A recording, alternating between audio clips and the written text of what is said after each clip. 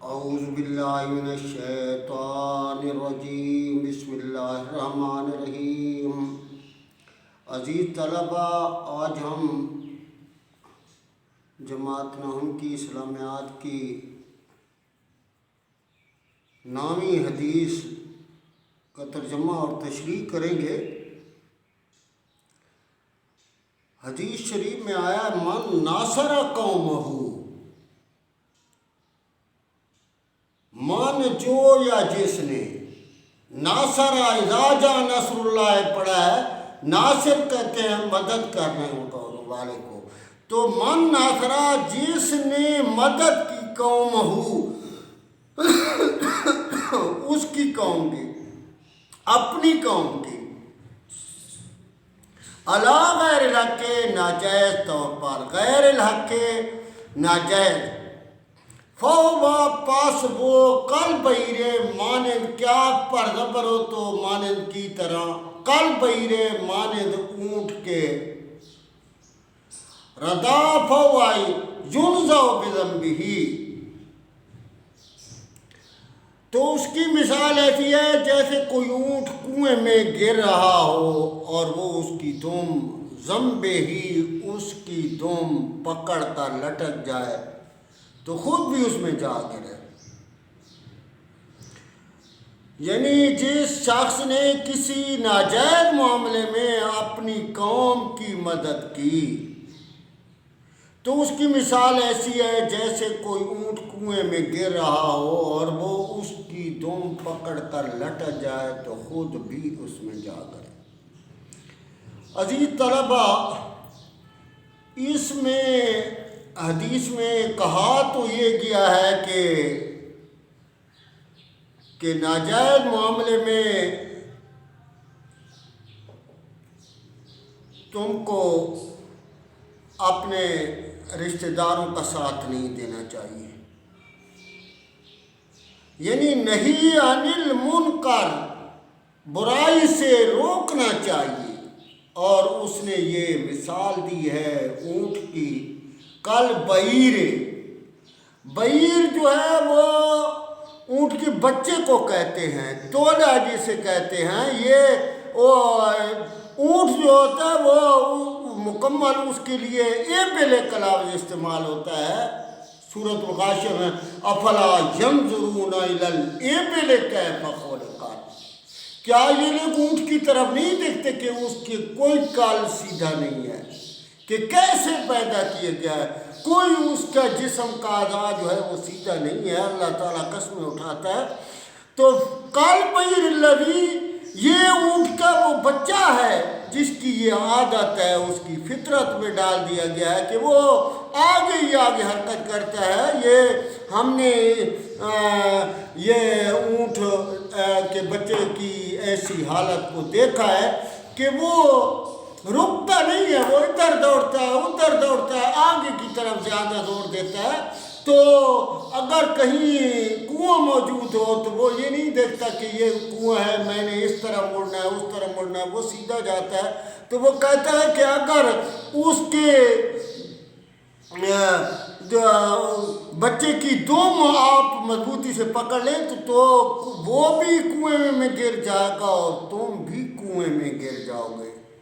کہنے کا مقصد یہ ہے کہ یہ اگر کوئی کسی کے ساتھ زیادتی کرتا ہے تو اگر آپ اس کا ساتھ دیں گے تو آپ بھی اسی گناہ میں مبتلا ہو جائیں گے۔ یہ اصل معنی یہ ہے، یہ نہیں ہے کہ کوئی اونٹ سے تشبیہ دی گئی ہے۔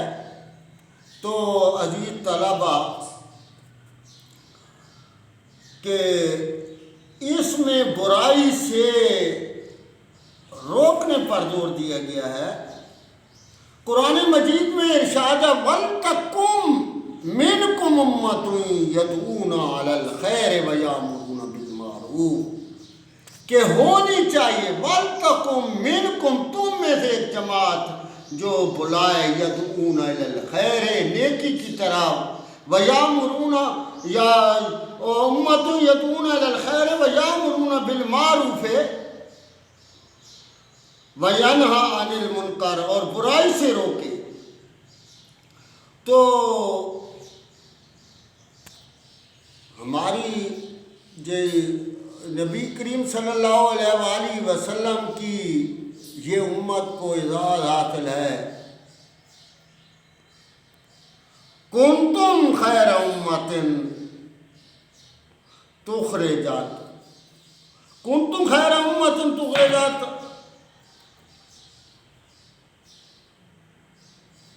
کنتم خیر امتی یدعون الی الخیر ویامرون بالمعروف، کہ تم بہتر امت ہو جو بلاتی ہو نیکی کی طرف اور روکتی ہو برائی سے.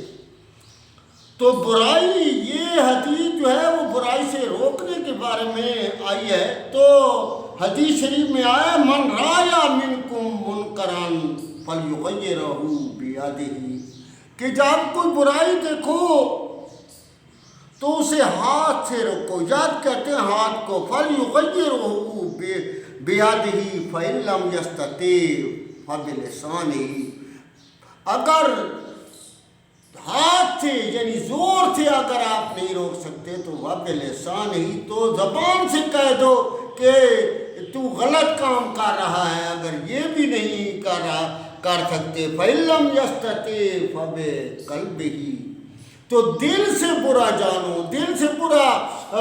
وذالک اضعف الایمان، اور یہ ایمان کی کمزور ترین نشانی ہے. یعنی تم میں سے جب کو برائی دیکھے تو پہلے اسے طاقت سے روکے. اگر وہ طاقتور ہے تو وہ اسے کہے یہ کام آپ نے نہیں کرنا. اگر یہ طاقت نہیں ہے، تم کمزور ہو، تو زبان سے تو کہہ دو. زبان سے نہیں کہہ سکتے تو پھر دل سے برا جانو. دل سے برا جاننے سے بھی اسے پتہ چل جاتا ہے. آپ جو ہے وہ آ رہا ہو تو آپ دوسری طرف چلے جائیں، اسے بلانے کی کوشش نہ کریں، بات کرنے کی کوشش نہ کریں. تو وہ اگر عقل مند ہوگا تو وہ رک جائے گا. لیکن آج کل کے دور میں تو یہ حالانکہ وہ کہتا ہے حدیث والا کہ یہ ایمان کی کمزور ترین نشانی ہے یہ قلب ہی، دل سے برا جانے. تو دل کے آج کل تو دل سے بھی برا جاننے کے لیے 1/4 جو ہے وہ ہمارا ایمان موجود ہے. ہم جو برا کام کرتا ہے اس کے ساتھ موجود بھی ہوتے ہیں، اور اگر دل سے تھوڑا بہت برا جانتے بھی ہیں تو اظہار بھی نہیں کرتے. تو فبقلبہ وذالک اضعف الایمان. تو عزیز طلبہ، اگر ہم برائی سے نہیں روکیں گے تو ہمارا حال کیسا ہوگا؟ آئیے میں ایک مثال پیش کرتا ہوں کہ نبی کریم صلی اللہ علیہ وآلہ وسلم نے فرمایا کہ اگر ایک بحری جہاز ہو اور اس کی 2 منزلیں ہوں، کچھ مسافر جو ہیں نچلی منزل پر موجود ہوں اور کچھ اوپر والی منزل پر موجود ہوں. اگر نچلی منزل والے لوگوں کو پانی کی ضرورت ہو پینے کے لیے یا کسی استعمال کے لیے، تو وہ کیا کریں، اوپر والی منزل پر جا کر پھر بحر سے پانی حاصل کریں. طریقہ بھی یہی ہے کشتی میں، یعنی یہ باہر کی طرف سے جو ہے وہ پانی لانا پڑتا ہے ہاتھ نکال کر کھڑکی میں سے یا کشتی سے. یہ اس طرح تو نہیں کرنا کہ کشتی کے نیچے سے سوراخ کر دینا ہے. تو اگر وہ شخص یہ سوچیں کہ اس طرح تو اوپر والی منزلوں والوں کو تکلیف ہوتی ہے اور نیچے سے جو ہے وہ سوراخ کر لیتے ہیں اور پانی پینے کے لیے حاصل کر لیتے ہیں، اور وہ اوپر والی منزل والے بھی کہتے ہیں ٹھیک ہے آپ نیچے جو ہے سوراخ کر لیں، ادھر سے پانی پی لیں، ہم کچھ نہیں کہتے. تو یہ اچھا نہیں ہے، کیونکہ جب وہ جہاز کی نچلی منزل سے سوراخ کریں گے تو پانی اندر آ جائے گا اور پہلے جو ہے وہ نچلی منزل جو ہے وہ پانی سے بھر جائے گی اور وہ ڈوب جائیں گے، اور پھر یہی پانی جو ہے اوپر والی منزل میں پہنچ جائے گا، اور جب اوپر والی منزل تو جہاز جو ہے وہ غرق ہو جائے گا اور وہ تمام کے تمام مسافر جو اوپر والی منزل میں ہوں گے وہ بھی جو ہے وہ ڈوب جائیں گے. تو ایک اور قصہ بھی وَيَأْمُرُونَ وَيَنْهَوْنَ عَنِ الْمُنْکَرِ کے بارے میں جو ہے بیان کیا گیا ہے کہ یہ بنی اسرائیل کی قوم کو اللہ نے یہ حکم دیا تھا کہ آپ نے سبت یعنی ہفتے کے دن جو ہے وہ تجارت نہیں کرنی، زراعت کا کام نہیں کرنا اور نہ شکار کرنا ہے، بلکہ آپ نے اداء عبادت کرنی ہے اس دن، اور یہ اکرام کا دن کہا گیا ہے۔ لیکن حضرت داؤد علیہ السلام کے زمانے میں جو یہودی جو ہے وہ فلسطین کے جنوب میں عرب کی شمالی سرحد پر بحر کلدم کے کنارے ایلا نامی شہر میں آباد ہوئے تھے، اور یہ جو ہے شرعی احکام کی جو ہے وہ بے حد مخالفت کرتے تھے۔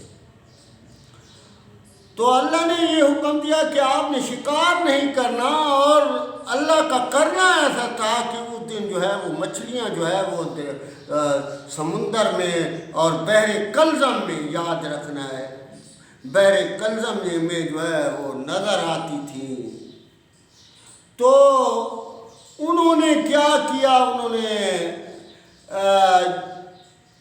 یہ کیا کہ وہ ہفتے کے دن شکار نہیں کرتے، بلکہ انہوں نے تالاب بنا رکھے تھے، حوض بنا رکھے تھے، جن میں وہ سمندر کا پانی جو ہے وہ نالیوں کے ذریعے آتا، اور بڑی بڑی نالیاں جن میں سے مچھلی بھی وہ ساتھ آتی اور وہ اس میں حوض میں جمع ہو جاتی، وہ بند کر دیتے تھے حوض کو۔